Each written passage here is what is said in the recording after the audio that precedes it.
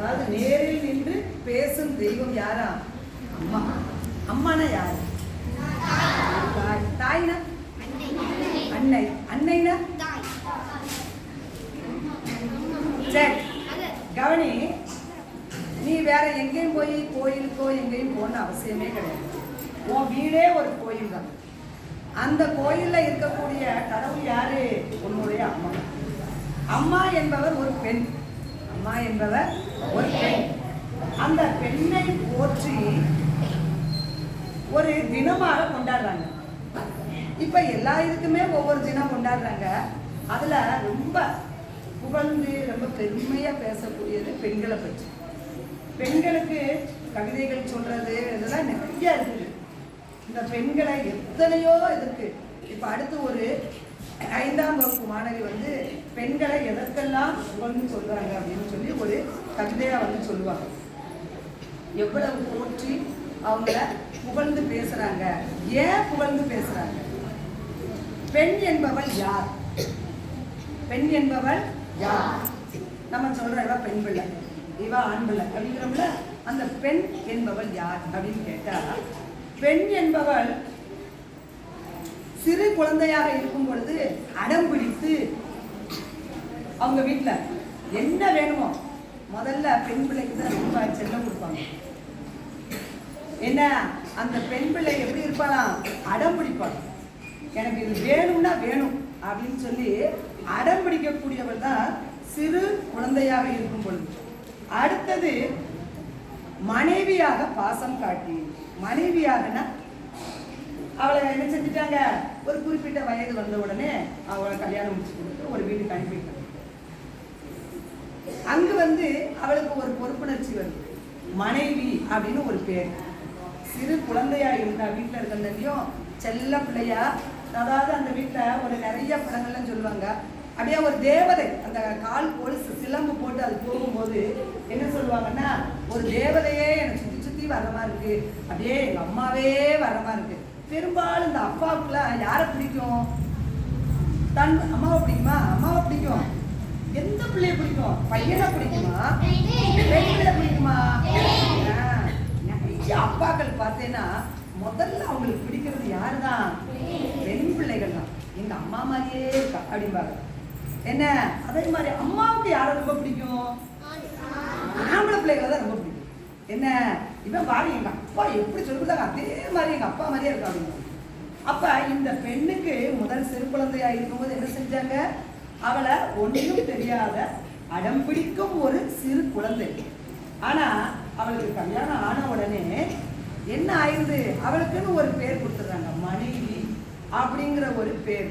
அந்த மனைவிங்கிறவ ஒரு வீட்டில் இருந்து இன்னொரு வீட்டுக்கு அப்படியே கொண்டு போய் விட்டுருக்காங்க. என்ன ஒரு 19 வயசோ 20 வயசோ, ஆனா இப்ப எல்லாம் 26 வயசு 27 வயசு. என்ன அந்த இடத்துல இருந்து என்ன செய்யறாங்க? வேறு ஒரு வீட்டுல கொண்டு போய் முழுசா கொண்டு போய் விட்டுருக்காங்க. நம்ம ஒரு நாள் வேற வீட்டுக்கு போனோம்னா எப்படி இருக்கும்? அந்த வீட்டுக்கு போனா தூக்கம் வராது, ஒன்றும் இருக்காது. நம்ம என்ன செய்வோம்? சார் இந்த வீட்டுல இருந்து இன்னொரு வீட்டுக்கு போகும்போது எனக்கு தூக்கமே வரலப்பா அப்படின்னு சொல்லுவோம். ஆனா முழுசாக என்ன செய்யறாங்க? மனைவி அப்படிங்கிற ஒரு பேரை கொடுத்து இன்னொரு வீட்டுக்கு முழுசா கொண்டு போய் விட்டுருக்காங்க. அங்க போன உடனே அந்த பெண் என்ன செய்கிறாள்? அங்க வந்து நிறைய பேர் இருக்காங்க. மாமனார், மாமியார், அப்புறம் தன்னுடைய கணவர் கூட பிறந்தவங்க, நாத்தனார் இருப்பாங்க, குழந்தை இருப்பாங்க. ஒவ்வொருத்தரும் ஒவ்வொரு விதமான குணங்களை இருப்பாங்க. ஒவ்வொருத்தரும் ஒவ்வொரு குணமா இருப்பாங்க. அவங்க அத்தனை பேரையும் சமாளிச்சு யாருக்கு என்னென்ன தேவை அப்படிங்கிறதுக்கு புரிந்து கொண்டு அவங்களுக்கு பிடித்த மாதிரி நடந்து இதுல நிறைய பட்ட பேர்லாம் கொடுப்பாங்க. என்ன அடங்காப்படாரியும்பாங்க, என் மருமகளா அமைதியான பொண்ணும்பாங்க ஒரு சில மாமியார் சொல்லுவாங்க. ஒரு சிலர் என்ன சொல்லுவாங்க? இவ என்ன ஒண்ணுமே கேட்க மாட்டாங்க, இவ வீட்டுல அம்மா என்னதான் பிள்ளை வளர்த்தாரோ அப்படிம்பாங்க. அத்தனையும் தாங்கிக் கொண்டு என்ன அத்தனை வசவுகளையும் யார் வந்தாலும் சரி. அதாவது சொல்லுவாங்க, சுவர்ல போய் பந்தை கொண்டு எரிஞ்சோம்னா இந்த சுவர் அசைஞ்சா போயிடும், அது அப்படியே தான். எத்தனை கண்ணை கொண்டு எரிஞ்சாலும் அதை அசையவே செய்யாது.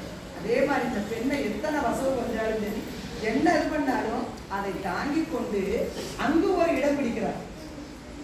இடம் பிடித்து அடுத்து என்ன ஆகுறா, அம்மாங்கிற ஒரு ஸ்தானத்துக்கு வரவும் உங்களை எல்லாம் எப்படி யாரு உங்களை சீராட்டி பாராட்டி உங்களுக்கு தேவையான அனைத்தையும் கொடுப்பவர் யாரு?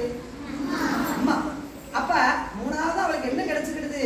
அம்மாங்கிற ஒரு பாச உணர்வை ஏற்படுத்தக்கூடியது. சிறு குழந்தையா இருந்து அடுத்து பாசம் காட்டி அடுத்து என்ன ஆயிருந்தாங்க, அவங்க உனக்கு தேவையான அத்தனை பணிவிடைகளையும் செய்யக்கூடியவர்கள் யாரு? பெண். இதுதான் ஒரு பெண்ணுக்கான வரையறை. இதுதான் பெண் அப்படின்னு சொல்றாங்க. முன்னாடி எல்லாம் பார்த்தேன்னா பெண்கள் அப்படிங்கிறவங்க ரொம்ப ஏளனமா பேசுவாங்க. இப்ப எல்லாம் நீ பாரு நல்லா ஜாலியா சுதந்திரமா ஸ்கூலுக்கு வாரீங்க. கிட்டத்தட்ட ஒரு 60-70 வருஷத்துக்கு முன்னாடி எங்க பாட்டி மாதிரி என்ன இவங்கெல்லாம் என்ன செய்ய முடியாது, இந்த ரோட்ல எல்லாம் வெளியில வர முடியாது, ரோட்ல எல்லாம் வெளியில வர முடியாது. அவங்க என்னதான் செய்யணும், காலை முட்டிக்கால் போட்டு தான் நடந்து போகணும். என்ன செய்யணும், முழங்கால் போட்டு நடந்து போகணும். படிக்க போகக்கூடாது, நீ ஸ்கூலுக்குலாம் என்ன செய்யக்கூடாது, போகக்கூடாது. குழந்தை திருமணம் 7 வயசாச்சா அந்த பெண்ணுக்கு ஒரு கல்யாணத்தை முடிச்சு வச்சிருந்தாங்க.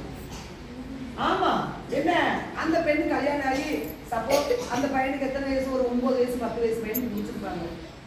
அதுக்கு என்னதான் விவரம், உங்கள் வயசு தான், ஏதாவது தெரியுமா? அந்த பையன் திடீர்னு இறந்து போயிட்டாங்கன்னு வச்சுக்கோ. அப்ப அந்த பொண்ணுக்கு என்ன செஞ்சிருவாங்க, முட்டையை போட்டு என்ன செய்வாங்க, முட்டை போட்டு வெள்ளை பாவடை வெள்ளை சட்டை.